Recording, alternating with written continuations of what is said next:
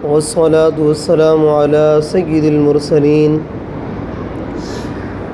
أما بعد فأعوذ بالله من الشيطان الرجيم بسم الله الرحمن الرحيم پڑھیے الصلاة والسلام علیک یا رسول اللہ وعلى آلك وأصحابك يا حبيب الله الصلاة والسلام عليك يا نبي الله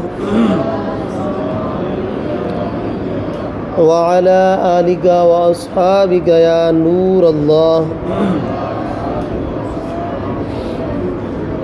نويت سنة الاعتكاف۔ آخری نبی رسول ہاشمی صلی اللہ تعالی علیہ وآلہ وسلم نے ارشاد فرمایا، بے شک جبریل امین علیہ الصلاۃ والسلام نے مجھے بشارت دی کہ اللہ پاک فرماتا ہے جو آپ صلی اللہ علیہ وسلم پر درود پاک پڑھتا ہے میں اس پر رحمت بھیجتا ہوں، اور جو آپ صلی اللہ علیہ وسلم پر سلام پڑھتا ہے میں اس پر سلامتی بھیجتا ہوں۔ اگر کوئی اپنا بھلا چاہتا ہے، اگر کوئی اپنا بھلا چاہتا ہے اسے چاہے جس کو خدا چاہتا ہے، درود ان پہ بھیجو سلام ان پہ بھیجو، درود ان پہ بھیجو سلام ان پہ بھیجو، یہی مومنوں سے خدا چاہتا ہے۔ صلو علی الحبیب صلی اللہ تعالی علی محمد صلی اللہ تعالی علیہ وآلہ وصحبہ وبارک وسلم۔ الحمدللہ آج ہمارے اس کورس کا دوسرا دن ہے، اور کل کی نشست میں ہم نے الحمدللہ وضو کا طریقہ، وضو کی سنتیں اور وضو کے مستحبات کے حوالے سے کل ہم نے سنا تھا۔ آج کی اس مختصر سی نشست میں انشاءاللہ ہم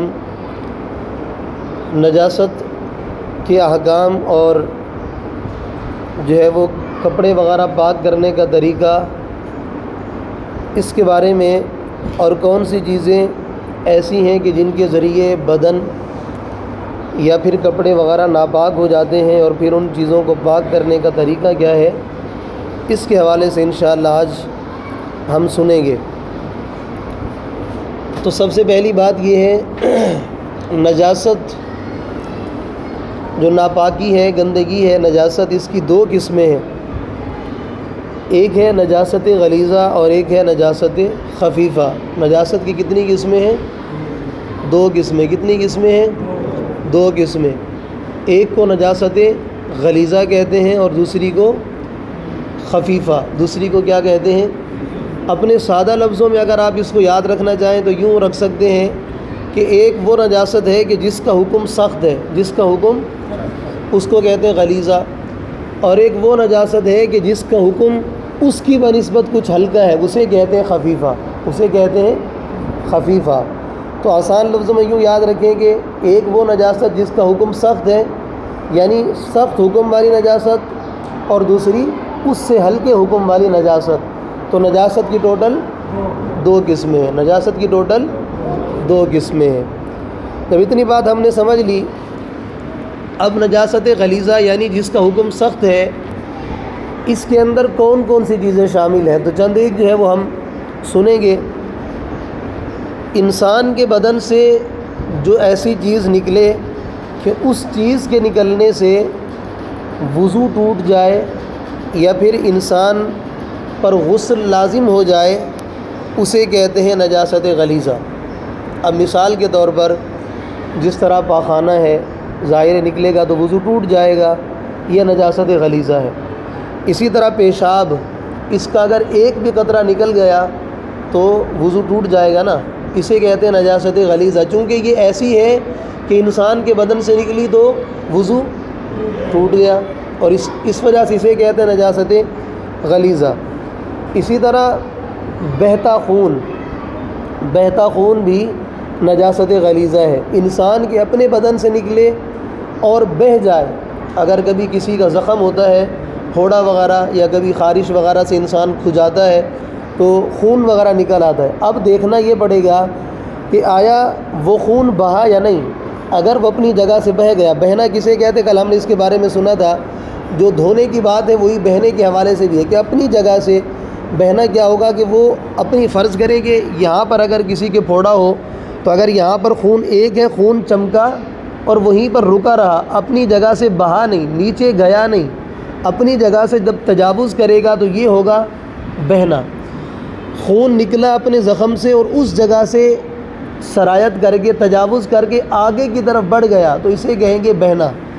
تو خون نکل کر جب بہہ گیا تو اس سے کیا ہوگا؟ وضو ٹوٹ جائے گا، اور اس کو کہتے ہیں نجاست غلیظہ. اسی طرح جب ہم قربانی کے اندر جو جانور ہوتے ہیں، ظاہر ہے جب ذبح کیا جاتا ہے تو بہنے والا خون ہوتا ہے نا، خون بہہ رہا ہوتا ہے، تو وہ بھی نجاست غلیظہ ہے. اگر کپڑوں وغیرہ پر لگ جائے گا تو پھر اس پر یہ نجاست غلیظہ کے احکام آئیں گے جو ابھی ہم سنیں گے.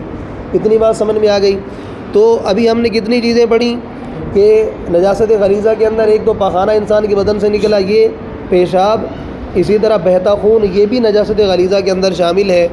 اور اسی طرح منہ بھر قے یہ بھی اگر آئے گی تو اس سے بھی کیا ہوگا؟ یہ بھی نجاست غلیظہ ہے اور اس سے بھی وضو ٹوٹ جائے گا. اچھا، منہ بھر قے کسے کہتے ہیں؟ منہ بھر قے اسے کہتے ہیں کہ جو قے آئے اور جس کو بغیر تکلف کے روکا نہ جا سکے. ایک یہ ہے نا کہ قے آئی، تھوڑی سی کوئی چیز آئی، اس کو بغیر تکلیف کے آپ منہ بند کر کے روک سکتے ہیں. ایک یہ ہے کہ اندر سے ایسی اتنی مقدار میں چیز آپ کے منہ میں باہر آئی کہ آپ اس کو بغیر تکلف کے روک نہیں سکتے. تکلف کے ساتھ جسے آپ روکیں گے تو یہ ہوگی منہ بھر قے. یہ کیا ہوگی؟ منہ بھر قے.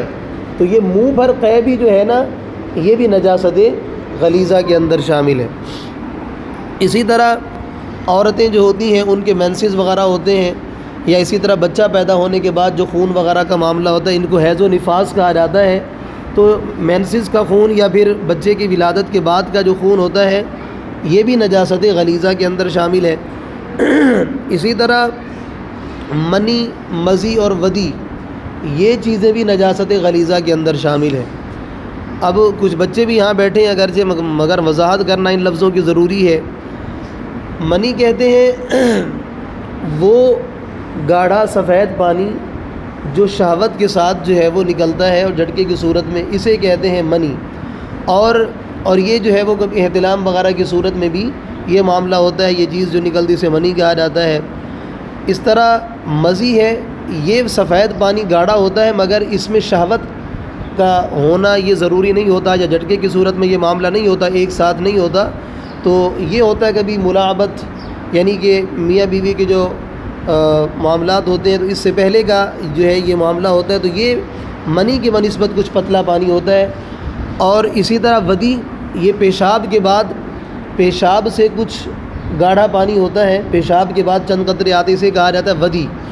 اب تینوں کے اندر فرق ہے. منی جو ہے اس سے تو غسل بھی لازم ہو جاتا ہے، لیکن مزی اور ودی جو آخری جو دو کے بارے میں ہم نے بات کی کہ جن میں شہوت وغیرہ اور ایک ساتھ جو ہے وہ معاملہ نہیں ہوتا، تو مزی اور ودی کے اندر صرف غسل لازم ہوتا ہے، جبکہ منی کی صورت میں مزی اور ودی کی صورت میں صرف وضو جو ہے وہ ٹوٹ جاتا ہے، جبکہ منی نکلنے کی صورت میں غسل بھی لازم ہو جاتا ہے. ظاہر یہ شریعت کے مسائل ہیں، بس اوقات ایسا ہوتا ہے کہ ایسے مسائل ہمیں درپیش ہوتے ہیں تو ہمیں جھجک ہوتی ہے، حالانکہ شریعت کے مسائل کے اندر ہمیں جو معاملہ درپیش ہو تو پوچھنے میں جو ہے وہ ہمیں جھجک نہیں کرنی چاہیے. اس طرح کے مسائل جب پیش آئیں تو پوچھنا چاہیے. اب ظاہر ایک نشست ہے اور اس میں یہی مسائل ہیں تو ان کو بیان تو کرنا ہے.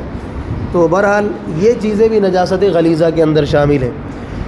اب جو خون زخم سے نکلا مگر بہا نہیں وہ پاک ہے، یعنی وہ اگر صرف چمکا اپنی جگہ پر اور بہا نہیں تو وہ اگر کپڑوں وغیرہ پر لگ جائے گا تو کپڑے ناپاک نہیں ہوں گے، چونکہ وہ ناپاک ہی نہیں. جب اپنی جگہ پہ رکا رہا، بہا نہیں، تو وہ خون جو زخم سے نکلا مگر بہا نہیں تو وہ پاک ہے، یعنی وہ بدن کو یا کپڑوں کو ناپاک نہیں کرے گا. اسی طرح ایک اہم مسئلہ ہے جس کی طرف عوام کی توجہ نہیں ہوتی. کبھی ایسا ہوتا ہے کہ آنکھوں کی بیماری ہوتی ہے، آنکھیں دکھ رہی ہوتی ہیں اور دکھتی آنکھوں سے آنسو وغیرہ جو نکلتے ہیں تو عام طور پر اس چیز کا خیال نہیں کیا جاتا. حالانکہ دکھتی آنکھ سے جو پانی نکلتا ہے یہ بھی ناپاک ہے، دکھتی آنکھ سے جو پانی نکلتا ہے یہ ناپاک بھی ہے، وضو بھی توڑ دیتا ہے۔ تو بسا اوقات ایسا ہوتا ہے توجہ نہیں ہوتی اور ہم جو ہے وہ کپڑے وغیرہ کے ذریعے بار بار وہ صاف کر رہے ہوتے ہیں، حالانکہ اب یہ لازمی ہے نا وہ آنکھ دکھتی ہوئی یعنی آنکھ کے اندر تکلیف ہو تو یہ معاملہ ہے، ورنہ کبھی انسان کو کوئی ویسے تکلیف پہنچتی ہے تو انسان جب رونے پر آتا ہے آنسو نکال آتے ہیں تو وہ آنسو ان سے جو ہے وہ وضو وغیرہ نہیں ٹوٹے گا یا وہ ناپاک نہیں، یہ دکھتی آنکھ کا مسئلہ ہے۔ اسی طرح ناف یا پستان سے اگر درد کی وجہ سے پانی نکلے، ناف سے یا پھر پستان سے تکلیف کے ساتھ اگر پانی نکلے تو یہ پانی بھی ناپاک ہے، نجاست غلیظہ کے اندر یہ بھی شامل ہے۔ اب اسی طرح کچھ جانور ہیں ان کے بارے میں ان کے خون جو ہے اس کے حوالے سے بات ہے کہ خشکی کے ہر جانور کا بہتا خون یہ بھی نجاست غلیظہ ہے۔ اسی طرح مردار کا گوشت اور چربی وہ بھی نجاست غلیظہ کے اندر شامل ہے، یعنی جس جانور میں بہتا خون ہوتا ہے وہ اگر بغیر ذبح شرعی کے مر جائے تو وہ مردار ہے۔ جس جانور کے اندر بہتا خون ہے وہ اگر ذبح جس طرح ہم کرتے ہیں مسلمان اس طریقے سے ذبح نہیں کیا گیا، ایسے ہی طبعی موت مر گیا تو اسے ہم کیا کہیں گے؟ مردار، اسے مردار جانور کہا جاتا ہے۔ تو جس جانور مردار کا گوشت یہ بھی جو ہے وہ نجاست غلیظہ کے اندر شامل ہے۔ اسی طرح مجوسی یا بت پرست یا مرتد نے جس جانور کو ذبح کیا وہ بھی مردار ہی ہے، اگرچہ اس نے حلال جانور مثلا بکری وغیرہ کو بسم اللہ اللہ اکبر پڑھ کر ذبح کیا ہو، اس کا گوشت پوست چمڑا سب ناپاک ہو جائے گا، چونکہ مرتد نے اسے ذبح کیا نا، چونکہ ذبح کرنے کے لیے موحد ہونا جو ہے وہ یہ ضروری ہے، تو چونکہ مجوسی جو ہے اس کا کوئی دین نہیں ہے۔ اگر مسلمان نے حرام جانور جس طرح جو ہے وہ گدھا وغیرہ یا اس طرح بالفرض کوئی سا بھی جانور ہے اس کو اگر شرعی طریقے سے ذبح کیا، یعنی کہ اس جانور کو ذبح کر لیا تو اب اس کا گوشت پاک ہے، پاک سے مراد یہ نہیں کہ کھانا ہے، پاک سے مراد یہ ہے کہ وہ اگر کپڑوں وغیرہ کے ساتھ لگ جائے گا یا بدن کے ساتھ لگے گا تو وہ ناپاک نہیں کرے گا، مگر جو ہے وہ اس کا کھانا تو ناپاک ہی ہے، حرام ہی ہے، لیکن اس کے بدن وغیرہ کے ساتھ لگنے سے ایسا نہیں کہ وہ ناپاک کرے۔ تو چونکہ ذبح شرعی کے ذریعے اس کو جب ذبح کر لیا گیا اس طریقے سے تو اس کا گوشت وغیرہ پاک ہے۔ لیکن خنزیر ایسا جانور ہے کہ وہ نجس العین ہے، اس کو کسی بھی طرح اس کی کسی بھی صورت میں اس کا کوئی بھی جز، اس کا کوئی بھی حصہ کسی بھی طرح سے پاک نہیں ہو سکتا۔ اچھا یہاں پر ایک اور بات ہے، بعض عوام میں یہ غلط خیال پایا جاتا ہے کہ خنزیر کا اگر نام لیا جائے، بعض کہتے ہیں کہ وضو ٹوٹ جاتا ہے، بعض کہتے ہیں کہ ایمان چلا جاتا ہے، تو دیکھیے ایسا کوئی معاملہ نہیں ہے۔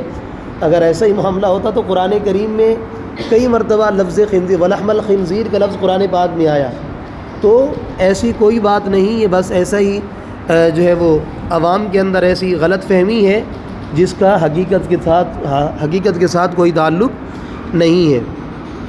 اسی طرح حرام چوپائے جیسے کتا، شیر، لومڑی، بلی، چوہا، گدھا، خچر ہے، ہاتھی، سور وغیرہ، ان کا پاخانہ، پیشاب، اور اسی طرح گھوڑے کی لید وغیرہ، اور ہر حلال چوپائے کا پاخانہ جیسے گائے ہے، بھینس ہے، ان کا گوبر، بکری اور اونٹ کی مینگنی، اسی طرح جو پرندہ اونچا نہ اڑ سکے اس کی بیٹ جیسے مرغی، بطخ، چاہے بطخ چھوٹی ہو بڑی ہو، اور ہر قسم کی شراب یہ بھی، اور اسی طرح سانپ کا پاخانہ پیشاب یا وہ جنگلی سانپ اور مینڈک کا گوشت کہ جن میں بہتا خون ہوتا ہے۔ اب مینڈک اور سانپ دو طرح کے ہوتے ہیں، ایک وہ کہ جن میں بہتا خون ہوتا ہے اور ایک وہ ہوتے ہیں کہ جن میں بہتا خون نہیں ہوتا۔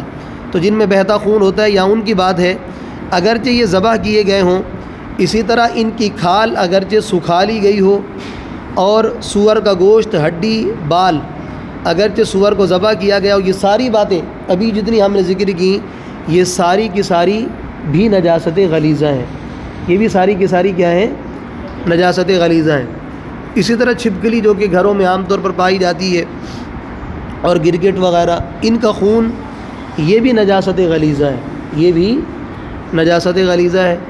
ہاتھی کہ سونڈ کی رطوبت وغیرہ، اب کبھی زو وغیرہ کے اندر کوئی جاتا ہے تو وہاں پر دیکھتے ہیں کہ ہاتھی کی سونڈ سے رطوبت وغیرہ نکل رہی ہوتی ہے، یا ویسے اسی طرح شیر ہے، کتا، چیتا اور دوسرے درندے جو چوپائے ہیں، ان کا لعاب یعنی تھوک یہ بھی نجاست غلیظہ ہے۔ جو شکاری جانور ہیں، یہ جو ہاتھی وغیرہ اور اسی طرح شیر، کتا، چیتا اور گیدڑ وغیرہ، یہ جو ہیں ان کا لعاب بھی نجاست غلیظہ ہے۔ اسی طرح عوام کے اندر یہ بھی ایک غلط فہمی ہے، جو یہ سمجھتے ہیں کہ جو دودھ پینے والا بچہ یا بچی ہوتے ہیں تو ان کا یہ سمجھتے ہیں کہ پیشاب ناپاک نہیں ہوتا، کہ یہ کھانا وغیرہ نہیں کھاتے، حالانکہ یہ بات بھی غلط ہے۔ دودھ پیتا بچہ ہو یا بچی، چاہے وہ 1 دن کا ہو یا 1 گھنٹے کا ہو یا بالفرض 1 منٹ کی اس کی عمر ہو، تب بھی اگر وہ پیشاب یا پاخانہ وغیرہ وہ کرے گا تو وہ بھی اسی طرح ناپاک ہے جس طرح کے بڑے آدمی کا پاخانہ اور پیشاب ناپاک ہے۔ اس میں کسی طرح کی شریعت نے کوئی تخصیص نہیں کی کہ چھوٹا بچہ ہوگا یا بچی ہوگی جو کھانا وغیرہ نہیں کھاتا ہوگا تو اس کا پیشاب وغیرہ ناپاک نہ ہو، ایسا کوئی معاملہ نہیں ہے۔ یہ غلط فہمی ہے جو بعض جگہوں پر پائی جاتی۔ لوگ یہ سمجھتے ہیں کہ چھوٹے بچوں کا پیشاب اگر کپڑوں وغیرہ پر لگ جائے تو کپڑے ناپاک نہیں ہوتے، ایسا نہیں ہے۔ چھوٹے بچوں کا پیشاب وغیرہ بھی کپڑوں پر لگے گا تو کپڑے ناپاک ہو جائیں گے۔ اسی طرح دودھ پیتا بچہ اگر وہ دودھ کی قے کر دے تو وہ بھی اگر منہ بھر کے ہوگی تو وہ بھی نجاست غلیظہ ہے، وہ آپ کے کپڑوں پر اگر لگے گی تو وہ آپ کے کپڑے بھی ناپاک کر دے گی۔ جس طرح یعنی کہ عام شخص کا جو ہے اس کی قے کا معاملہ ہے، وہی قے کا معاملہ بچوں کا بھی ہے۔ بھلے وہ کھانا نہیں کھاتے مگر دودھ کی قے بھی اگر بچے نے کر دی مگر وہ منہ بھر کے اگر ہے تو وہ بھی نجاست غلیظہ ہے۔ اب اتنی دیر سے ہم سن رہے ہیں کہ نجاست غلیظہ، نجاست غلیظہ۔ اب نجاست غلیظہ کا حکم کیا ہے؟ اب جب اس طرح کی نجاست کپڑوں پر یا بدن پر لگ جائے گی تو اس کو پاک کس طرح کیا جائے گا، یا کتنی مقدار میں لگے گی تو پاک کرنا ضروری ہوگا، کتنی مقدار میں لگ گئی تو معاف ہے یعنی کام چل جائے گا۔ اس کے حوالے سے نجاست غلیظہ کا حکم یہ ہے کہ اگر کپڑے یا بدن پر 1 درہم سے زیادہ لگ جائے تو اس کا پاک کرنا فرض ہے۔ ابھی درہم کیا ہے، درہم سے کم کیا ہے، زیادہ کیا، اس کے بارے میں بھی عرض کرتے ہیں۔ پہلے آپ یہ حکم یاد رکھیں کہ نجاست غلیظہ اگر 1 درہم سے زیادہ کپڑوں پر لگ جائے گی تو پاک کرنا فرض ہے۔ بولے پاک کرنا فرض ہے۔ اور بغیر پاک کیے اگر اتنی یعنی درہم سے زیادہ لگی ہوئی اور بغیر پاک کیے اگر نماز پڑھ لی تو نماز نہ ہوگی، اور جان بوجھ کر اگر نماز پڑھی تو سخت گناہ ہے۔ لیکن اگر کسی نے نماز کو ہلکا جانتے ہوئے یہ سوچا کہ معاذ اللہ بھائی نجاست لگی ہوئی تو کیا معاملہ، نماز کون سی ایسی چیز ہے کہ جس کے لیے مجھے جو وہ صفائی کرنی، نجاست کو دور کرنا چاہیے، اگر اس نے ایسا سوچا یعنی نماز کو ہلکا جان کر اس نے نجاست کے ساتھ نماز پڑھی تو علماء نے فرمایا کہ ایسا شخص کافر ہو جائے گا، چونکہ اس نے ایک اسلام کے اہم رکن کو ہلکا سمجھا۔ آپ سنتے رہتے ہیں کہ جو شخص یہ کہے کہ آج تو نماز کی چھٹی ہے، علماء نے اس کے بارے میں بھی کفر کا قول کیا کہ نماز تو 5 وقت کی فرض ہے اور نماز کی تو چھٹی ہوتی نہیں ہے۔ تو جو بندہ یہ کہے کہ معاذ اللہ آج نماز کی چھٹی ہے تو اس کے ایمان کا معاملہ بن جاتا ہے۔ اسی طرح اگر بغیر پاک کیے نماز پڑھی اور نماز کو ہلکا جانتے ہوئے تو ایسی صورت میں اس پر حکم کفر لگے گا۔ اور نجاست غلیظہ اگر درہم کے برابر ہے، کپڑے پر یا بدن پر لگی ہے تو پاک کرنا واجب ہے۔ اب درہم کے برابر لگی ہے، پاک کرنا واجب ہے، لیکن اگر کسی نے اسی حالت میں نماز پڑھ لی تو نماز مکروہ تحریمی ہوگی، واجب الاعادہ ہوگی، یعنی نماز دوبارہ پڑھنا ضروری ہے۔ پہلی صورت میں تو نماز بالکل ہوگی ہی نہیں، یعنی جب درہم سے زیادہ لگی ہوئی ہے تو پاک کرنا فرض ہے، اور اگر نماز پڑھی تو نماز بالکل ہوئی ہی نہیں۔ دوسری صورت میں جب درہم کے برابر ہے، درہم سے زائد نہیں، تو پاک کرنا واجب ہے، اور اگر بغیر پاک کیے پڑھی تو نماز دوبارہ پڑھنا ضروری ہے۔ اور تیسرا حکم یہ ہے کہ نجاست غلیظہ درہم سے کم کپڑے پر لگی ہے تب بھی اس کا پاک کرنا سنت ہے، تب بھی پاک کر لینا سنت ہے، کہ اگر بغیر پاک کیے نماز پڑھی تو نماز ہو جائے گی مگر دہرا لینا بہتر ہے، ایسی نماز کا دہرا لینا۔ اب دیکھیں اس کے بارے میں ابھی ہم نے 3 باتیں پڑھی۔ نجاست غلیظہ کا پہلا حکم یہ ہے یعنی اس کی تین صورتیں ہیں، یا تو درہم سے زیادہ ہوگی، یا درہم کے برابر ہوگی، یا درہم سے کم ہوگی۔ اگر درہم سے زیادہ ہے تو پاک کرنا فرض ہے، اگر درہم کے برابر ہے تو پاک کرنا واجب ہے، اور اگر درہم سے کم ہے تو پاک کرنا سنت ہے۔ درہم سے کم ہے تو پاک کرنا، تو یہ تین اس کے جو ہے وہ سٹیپس ہیں، تین اس کے معاملات ہیں، اس کے حوالے سے ہم نے بات کی۔ اب ہم یہ سمجھنے کی کوشش کرتے ہیں کہ درہم کی مقدار کا ہمیں کیسے پتہ چلے گا کہ یہ درہم کے برابر ہے، کم ہے، زائد ہے، کیسے پتہ چلے گا؟ اب اس کے حوالے سے بھی ضابطہ علماء نے بیان فرمایا، آسان طریقہ اس کے پہچاننے کا یہ ہے کہ بھئی نجاست دو طرح کی ہو سکتی ہے۔ ظاہر ہے یا تو وہ نجاست جو ہے گاڑھی ہوگی یا پتلی ہوگی، اب اس سے ہٹ کر تو کوئی اور ہو نہیں سکتی، نجاست یا تو گاڑھی ہوگی یا پتلی ہوگی، سیدھی سی بات ہے۔ اب اگر نجاست گاڑھی ہے تو اس کی پہچان ہم کریں گے وزن سے، اندازے کے اعتبار سے وزن سے ہم پہچان کریں گے۔ اب وزن کیا ہے؟ اگر 4.5 ماشے، اگر 4.5 ماشے، اب سمجھیں کہ 4.5 ماشے درہم کا وزن ہے، تو درہم کی بات کر رہے تھے ہم، 4.5 ماشے درہم کا وزن ہے۔ اب اندازے کے اعتبار سے آپ معلوم کر لیں گے کہ نجاست 4.5 ماشے کے برابر ہے تو درہم کے برابر ہے، 4.5 ماشے سے زائد ہے تو درہم سے زائد ہے، اور 4.5 ماشے سے کم ہے تو درہم سے کم ہے۔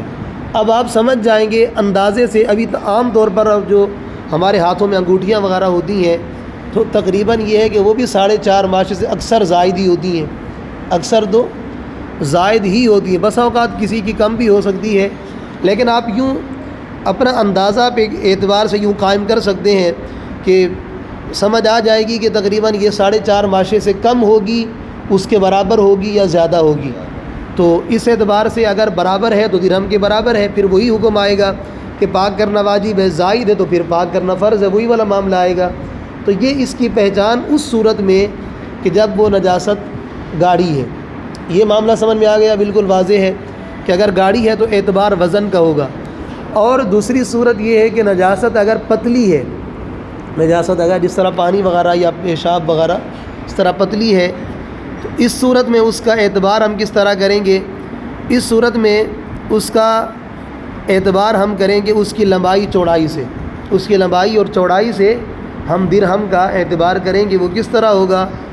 اس کے بارے میں بتایا کہ ہتھیلی کو خوب ہموار پھیلا کر ہموار رکھیں اور اس پر آہستہ سے اتنا پانی ڈالیں کہ اس پر زیادہ پانی اب نہ ٹھہر سکے۔ اب جتنا پانی کا پھیلاؤ ہوگا اتنا بڑا درہم سمجھا جائے۔ فرض کریں یہ دیکھیں، بالکل اپنی ہتھیلی آپ کھولیں، اپنی ہتھیلی یوں سیدھی، اپنا ہاتھ یوں ہموار رکھیں بالکل سیدھا۔ اب اپنے ہاتھ پر اگر آپ جو ہے یوں آہستہ سے گلاس وغیرہ کے اندر سے آپ تھوڑا پانی یہاں ڈالیں، بالکل آہستہ، تیز ڈالیں گے تو پھر فوراً نکل جائے گا نا، آہستہ آہستہ تھوڑا تھوڑا پانی آپ ڈالتے رہیں۔ اب جب اتنا پانی آپ نے ڈال دیا کہ مزید ایک بھی قطرہ آپ نے ڈالا تو پانی نیچے گر جائے گا، تو اب اتنا پانی آپ نے ڈال دیا کہ مزید ایک بھی قطرہ ڈالنے کی گنجائش نہیں۔ اب آپ کی ہتھیلی پر جتنا پھیلاؤ ہے پانی کا اتنا بڑا درہم سمجھا جائے گا۔ یہ ہے نجاست غلیظہ۔ جو پتلی ہے تو اس کے درہم کی مقدار کہ ہتھیلی اپنی کو خوب پھیلا کر ہموار رکھیں اور اس پر آہستہ سے پانی ڈالیں اور پانی ڈالتے جائیں۔ اب جتنا آپ کی ہتھیلی پر پانی ٹھہرا ہوا ہوگا اور جتنا پھیلاؤ پانی کا آپ کی ہتھیلی پر ہوگا اتنا بڑا درہم ہوگا۔ اب سمجھ جائیے گا کہ درہم کے برابر ہے نجاست تو پھر اس کا حکم وہی ہوگا، درہم سے زائد ہے تو حکم وہی فرض ہوگا پھر پاک کرنا، کم ہے تو پھر پاک کرنا سنت ہوگا۔ تو یہ ہم نے فرق سمجھا کہ نجاست اگر گاڑھی ہو تو وزن کا اعتبار ہے کہ 4.5 ماشے درہم کا وزن ہوگا، اور اگر پتلی ہے تو پھر ہتھیلی پر پانی ڈالیں گے اور جتنا ہموار کر کے جتنا پانی کا پھیلاؤ ہوگا اتنا بڑا درہم سمجھا جائے گا۔ تو یہ دونوں حوالے سے جو ہے وہ نجاست غلیظہ کی ایک پہچان کا طریقہ درہم کے حوالے سے وہ آپ کو عرض کیا، امید سمجھ آیا ہوگا۔ اسی طرح کسی کپڑے یا بدن پر نجاست غلیظہ اگر چند جگہ لگی ہے، مگر وہ چند جگہ لگی ہے مگر کسی بھی جگہ پر وہ درہم کے برابر نہیں، مگر معاملہ یہ کچھ یہاں کچھ یہاں کچھ یہاں اوپر نیچے کہیں لگی ہے، مگر سب کو اگر جمع کیا جائے اور اندازہ کیا جائے کہ یہ سارا اگر ایک جگہ پر نجاست لگی ہوتی تو 1 درہم کے برابر ہوتی تو اب بھی گویا وہی معاملہ ہوگا، یہ اسی طرح ہوگا جیسے ایک ہی جگہ پر لگی ہو تب بھی اس کا پاک کرنا لازمی ہوگا۔ صحیح ہے، یعنی کہ اگر چند جگہوں پر نجاست لگی ہے اور وہ سب کا مجموعہ اگر 1 درہم بن جاتا ہے تو اب بھی وہی حکم ہوگا کہ اس کا پاک کرنا پھر ضروری ہو جائے گا۔ ٹھیک ہے، پھر اس کے بعد دوسری قسم ہم نے پڑھی نجاست خفیفہ۔ نجاست خفیفہ کیا ہے؟ جن جانوروں کا گوشت حلال ہے جیسے گائے ہے، بیل، بھینس، بکری، اونٹ وغیرہ، ان کا پیشاب، ان کا پاخانہ تو نجاست غلیظہ ہے نا، ان کا پیشاب، اسی طرح گھوڑے کا پیشاب، اور جس پرندے کا گوشت حرام ہے خواہ شکاری ہو یا نہ ہو اس کی بیٹ، یہ جو چیزیں ہیں یہ نجاست خفیفہ ہے، یہ چیزیں نجاست خفیفہ ہیں، جس نجاست کا حکم ہلکا ہے۔ اب اس کا حکم کیا ہے؟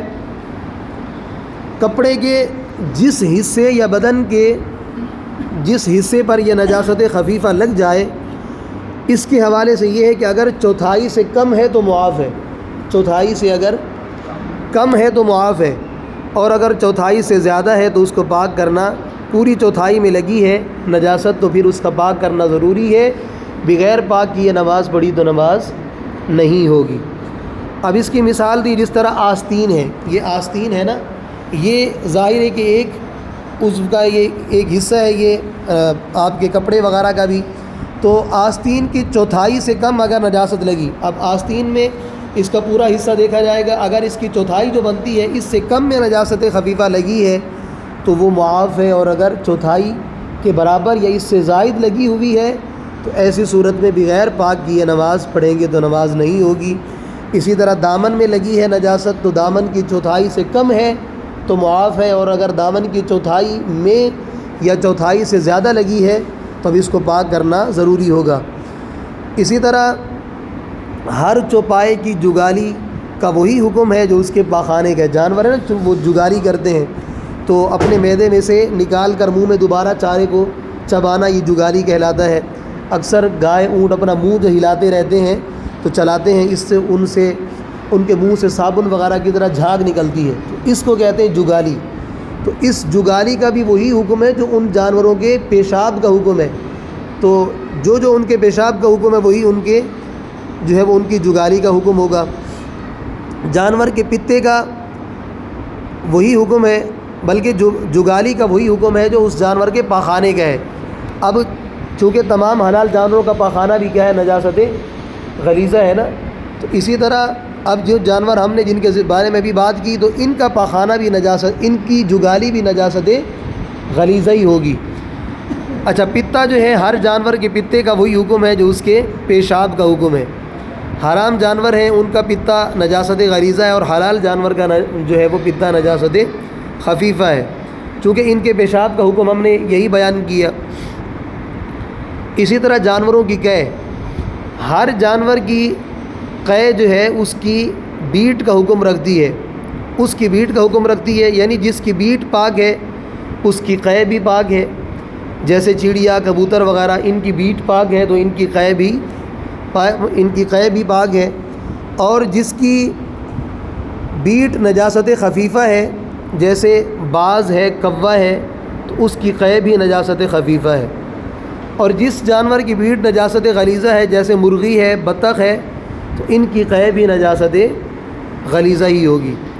قے سے مراد اب یہاں پر آپ سوچیں گے کہ بھئی جانوروں پرندوں کو قے کہاں سے آتی ہے، تو یہاں پر قے سے مراد ان کا وہ کھانا پانی جو ان کے پوٹے سے، ان کے معدے سے باہر نکلتا ہے، وہ بھی ان کی قے ہے نا، ظاہر ہے انسانوں کی قے اپنی ہے، ان کی قے اپنی ہے، تو ان کے معدے سے، ان کے پوٹے سے جو پانی وغیرہ یا جو بھی اندر سے غذا وغیرہ باہر نکلے گی تو وہ قے ہے ان کی، اور اس کا حکم بھی وہی ہے جو کہ ہم نے بیان کیا، اس کے جو اس جانور کی بیٹ کا حکم ہے وہی اس کی قے کا حکم ہے۔ اس کے برخلاف وہ چیز ابھی پوٹے تک نہیں پہنچی تھی کہ وہ باہر آ گئی، جیسے مرغی نے پانی پیا، ابھی اس کے گلے میں ہی تھا، اندر نہیں گیا، معدے میں، پوٹے وغیرہ میں نہیں پہنچا کہ وہ پانی کسی وجہ سے باہر نکل گیا، تو اب وہ پانی جو ہے اس پر یہ حکم نہیں لگے گا، بلکہ اسے جھوٹے کا حکم دیا جائے گا، جو مرغی کے جھوٹے کا حکم ہے وہی، چونکہ اس کے منہ سے مل کر پانی آیا۔ اب جو ہے وہ آخر کے اندر کپڑے وغیرہ اور کے پاک کرنے کا طریقہ ہے۔ کپڑے اگر ناپاک ہو جائیں تو ان کو کس طرح پاک کیا جا سکتا ہے؟ کپڑے پاک کرنے کا ایک آسان طریقہ یہ ہے کہ کپڑے اگر ناپاک ہو گئے ان کو بالٹی وغیرہ کے اندر آپ نے ڈالا اور اوپر سے کسی سلاخ وغیرہ کے ذریعے یا لکڑی وغیرہ کے ذریعے آپ نے جو ہے وہ کپڑوں کو اس طرح یا ہاتھ کے ذریعے کپڑوں کو اس طرح ڈبو کے رکھا کہ اور پانی اوپر نل کھول دیا. اب بالٹی کے اندر اوپر سے پانی بہہ رہا ہے اور جو ہے وہ آپ نے کپڑوں کو بالکل ڈبویا ہوا ہے کہ کپڑوں کا کوئی بھی حصہ باہر نظر نہیں آ رہا. اوپر سے نل کھلا ہوا ہے اور پانی جو ہے وہ جا رہا ہے, بالٹی کے اوپر سے باہر نکل رہا ہے. اب جب آپ کو یہ یقین ہو جائے, ظن غالب ہو جائے کہ پانی نجاست کو بہا کر لے گیا ہوگا تو آپ کے کپڑے پاک ہو گئے, آپ کے کپڑے پاک ہو گئے. اب یہ بھی دیکھنا پڑے گا کہ یہ اس صورت میں ہے کہ جب کپڑوں سے نجاست کا اثر زائل ہو چکا ہو. اگر نجاست کا اثر باقی ہے تو ظاہر ہے پھر تو اس نجاست کے اثر کو زائل کرنا ہوگا. تو ایک تو کپڑے پاک کرنے کا ایک آسان طریقہ یہ بیان کیا, اور دوسرا واشنگ مشین کے اندر کپڑے پاک کرنے تو اس کا بھی آسان طریقہ یہ بیان کیا کہ بھئی واشنگ مشین کے اندر معاملہ ہوتا ہے نا, نیچے سے پانی نکالنے کا سلسلہ ہوتا ہے پیپ سے.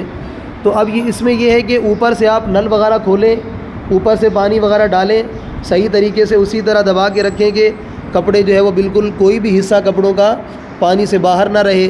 اوپر سے پانی نل کے ذریعے جو ہے وہ اوپر سے جاتا رہے اور نیچے سے بھرے نکلتا رہے. اب جب آپ کو یہ یقین ہو جائے کہ نیچے سے جو ہے وہ پانی جو نکل رہا ہے اور اوپر سے جو پانی گرا تو اس پانی نے نجاست کو ختم کر دیا ہوگا اور پانی نجاست کو بہا کر لے گیا ہوگا, تو اس صورت میں بھی وہ کپڑے آپ کے پاک ہو جائیں گے بالکل. اس میں بھی کوئی ایسا معاملہ نہیں ہے. اب یہاں پر ایک معاملہ یہ ہوتا ہے بس اوقات کے پاک کپڑے بھی ہوتے ہیں, ناپاک کپڑے بھی ہوتے ہیں, تو بس اوقات پاک اور ناپاک کپڑے مکس کر کے دھوئے جاتے ہیں.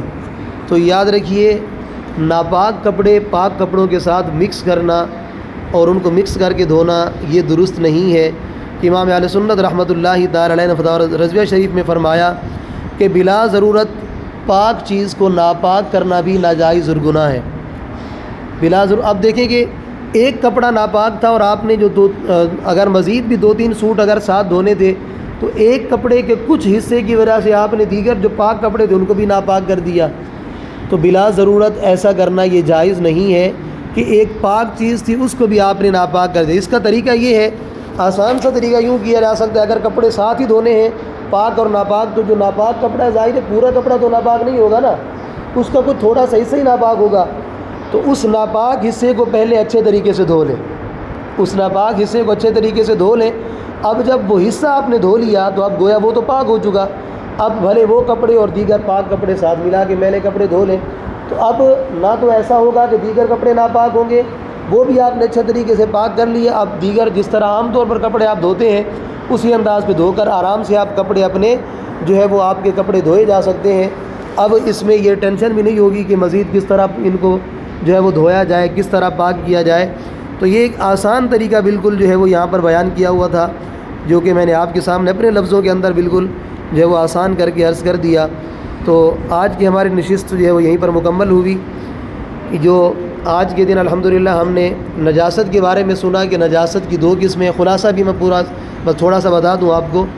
نجاست غلیظہ بھی ہوتی ہے, نجاست خفیفہ بھی ہوتی ہے.